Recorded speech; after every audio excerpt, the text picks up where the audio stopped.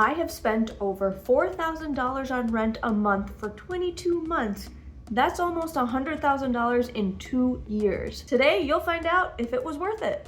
What's up, you guys? My name is Eshi and I live at the Diega in downtown San Diego. And today I'm going to be reviewing the entire apartment building for you because maybe you've been thinking about moving here. And also, this video is in no way sponsored. I wish. These are all just my real thoughts from living at the Diega for the past 2 years. Let's get started with a couple areas where I think Diega is a standout in downtown. Starting with location. The Diega is located in Core Columbia on Broadway between 7th and 8th Avenue. And it is very close to the Gaslamp District, which is where all of the clubs, the bars, the restaurants, the nightlife of downtown is located. It's also located right next to the trolley, which will take you a lot of places in San Diego. I would say it's about 10 to 15 minutes away from a good beach and maybe like 15 to 20 minutes away from all the major places in San Diego. I know a lot of people have questions about the location of the Diego, whether it's safe downtown, whether I've had issues with the homeless population. Yes, there is unfortunately a homeless population downtown, but that's the reality of any big city living, especially in California. And personally, I've had zero issues with it living at the Diega. I love the location of the Diega. It's located pretty centrally downtown, so we get to walk home after a night out like all the time. And again, because it's centrally located, we get to walk to a lot of the concerts, the plays, the events that we go to all year round. So I would say the location is actually one of the biggest selling factors of the Diega. Let's talk about amenities next, because I think this is another one of Diega's biggest selling points. Apartment buildings in downtown typically do a pretty good job with their amenities, but the Diega goes a step further and has a whole huge floor dedicated to all of their amenities in one place. And you might be asking yourself, well, why does that even matter? Well, let me tell you, if you're lazy like me, having all of the amenities like the hot tub, the pool, the sauna, the gym, all located in one area is so much more convenient than having to press different floors for different areas. So let's talk about those amenities. The Diega has a really nice kitchen and social lounge kind of connected together with some doors that open up to grilling spaces outside. Super nicely furnished, plenty of seating, and you are welcome to hang out in these spaces if it's not rented out. The stove, the countertops, the refrigerators in the kitchen area, all very nicely done and great for hosting. And you can reserve the kitchen for $250 for 3 hours, or you can reserve the kitchen plus the lounge space together for, I believe, $400 for 3 hours. I've actually done this for the past 2 years, every year for my birthday, and it's worked out really nicely when you want to host a bunch of people. Now, the one con about actually reserving this space for your event is that the Diega does not do a good job of putting up like reserved signs or making sure there's no one in the rooms at the time of your booking. You kind of have to do all that stuff yourself, and it can get really annoying if people are already in the room, they have put all their supplies around the room, they're using the room for an event because they didn't know the room was reserved.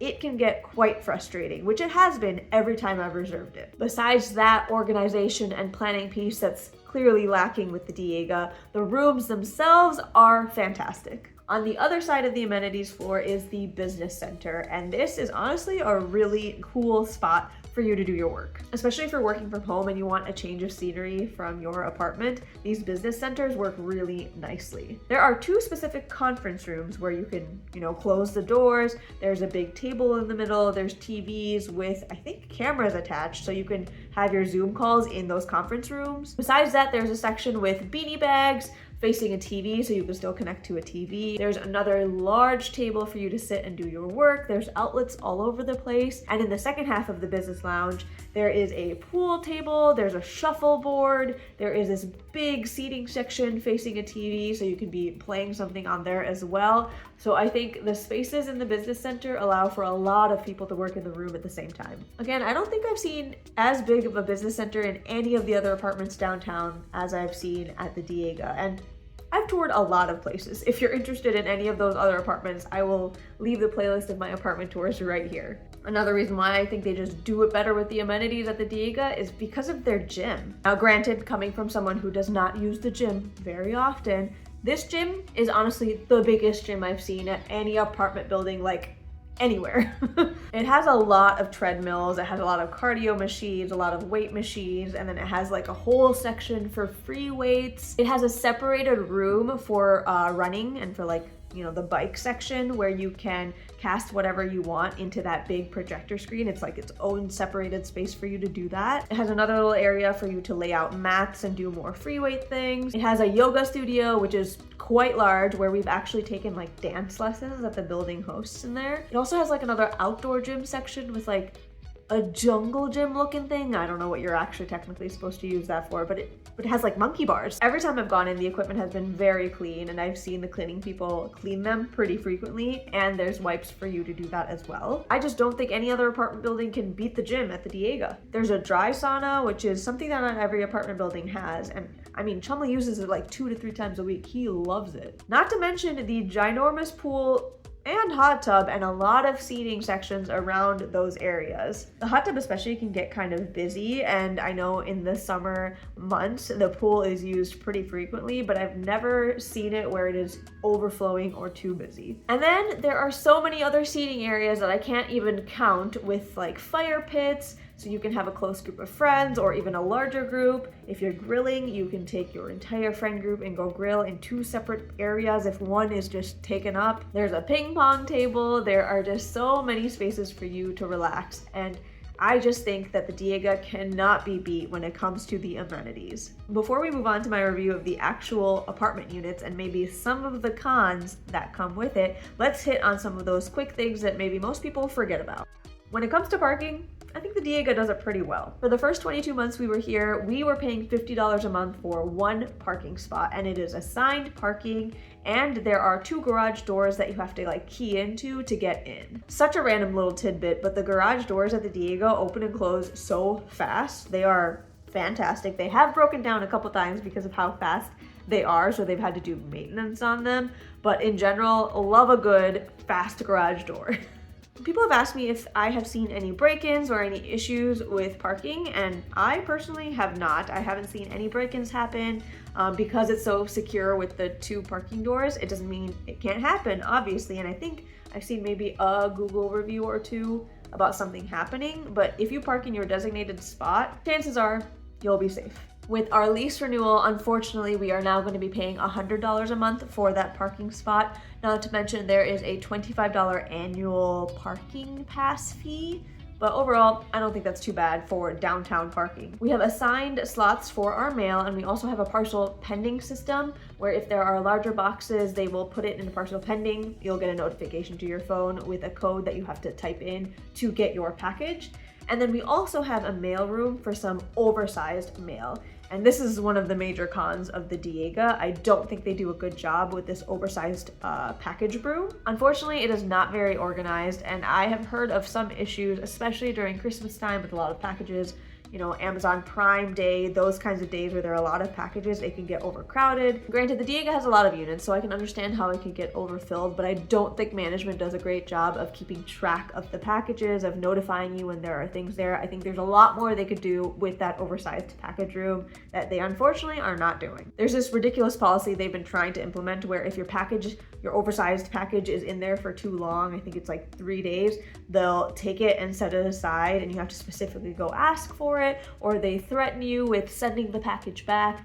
It's all pretty ridiculous. There are plenty of very easy fixes to this that they just aren't implementing. And another small but very, very nice perk is that they have a bike rental. I think there's around like 5 or 6 bikes that you can sign out on the weekdays. On the weekends, I think there's like a 5 p.m. or 4 p.m. cutoff because that's how long the people are there to keep track of the bikes. But Chumley and I love taking out these bikes and taking them around downtown. Not having bikes ourselves, this bike rental comes in handy a lot. Last quick perk that I wanted to mention that the Diega does very well are all of their resident events. They have a myriad of events that you can sign up for throughout the month, and they have a party every single month for all the residents. It's like a resident mixer where they have food, drinks, music, and it's typically like a theme. One of my favorites was when they did a 90s theme and they were passing out like ring pops and things like that. It was very, very cute. And for those resident events that you have to sign up for because they're more limited capacity, they have mixology classes, they have soap making classes, flower arrangement classes, cooking classes.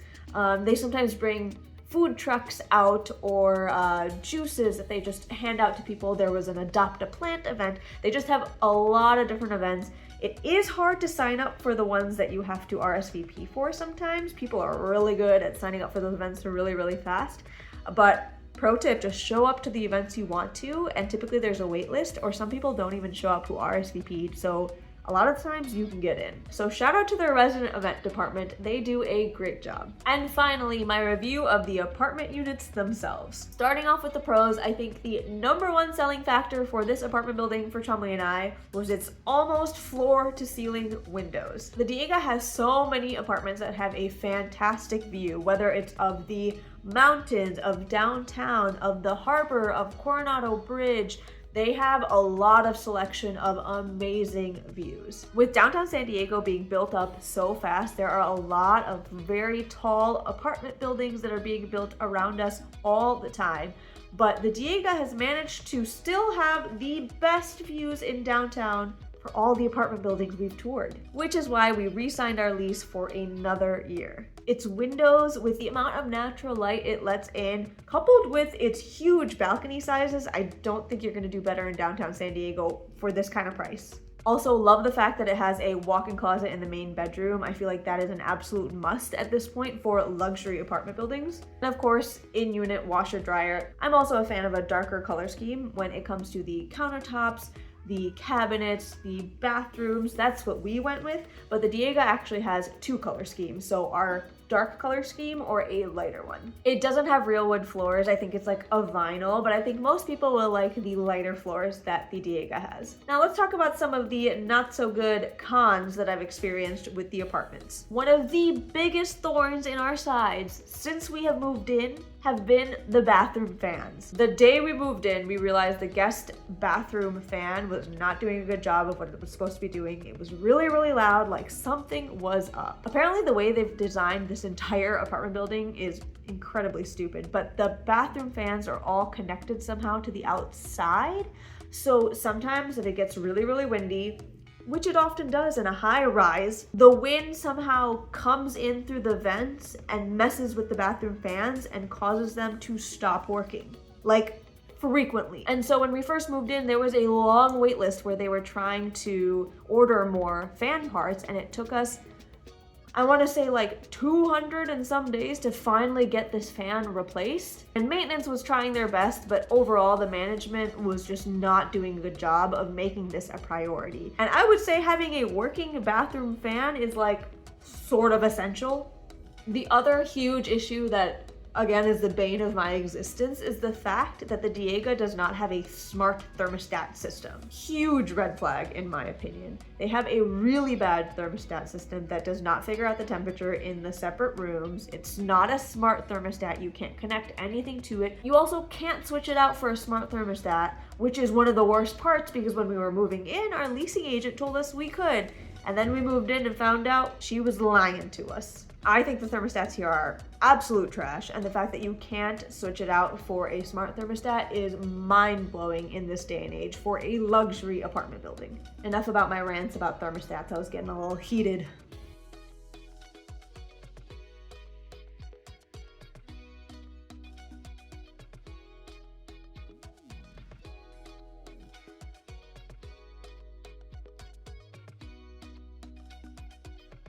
And a couple last quick cons that might just be a me thing. The walls here, like the material and quality of the walls, maybe it's like a downtown luxury apartment building thing in San Diego, but the quality is just really, really bad. Like it scuffs so easily. You can leave marks on the walls here so easily, and it is honestly so annoying for my OCD when you just see little like marks everywhere. Another small thing, the bathroom cabinets and then the lower cabinets in the kitchen and the pantries all have this glossy finish, which is literally the worst for a kitchen and a bathroom. Like imagine the fingerprints all over the place, and it is so annoying to keep clean and glossy. Like, why did you do this to us? And another random thing that I've realized since moving into this apartment, dark countertops, like all one color, all dark, are the absolute worst to keep clean. You can see every last piece of toast, every little crumble, you can see it all on a dark countertop. And another fun fact, coming from Michigan where the fresh water is literally the best in the country, the water here in California sucks, first of all, but also is so minerally that it leaves water stains all over the place. I didn't even know that was a thing before moving to California. And on these dark countertops, you literally splash a tiny bit of water and you'll see it for days. Last quick con, I promise, but the kitchen sinks don't do a great job of funneling all of the water and everything else in there into the drain. It's like somehow too flat for everything to funnel down the drain. I don't know what's up with that, but small things make a huge difference when you're living in it day to day. That being said, overall, I still rank the Diega as my #1 apartment building in all of downtown. And like I mentioned before, I have toured so many apartment buildings in downtown, so for me to say the Diega is still ranked #1 in my books, I think is a big claim. So after 2 years of living at the Diega and just signing another 1-year lease, yes, I still absolutely recommend the Diega. If you have any other specific questions that I did not cover, please feel free to leave it down below. I typically respond to every single comment. And if you are thinking about moving to the Diega, absolutely let me know. Click that like button if this helped you at all make your decision. And if you see me in the hallways or in the elevators or in any of the resident events, oh my God, please come and tell me you've seen my videos. It honestly makes my day. You have no idea. That's it from you guys. I hope this was helpful and I hope you have a great rest of your day. I will see you guys next time.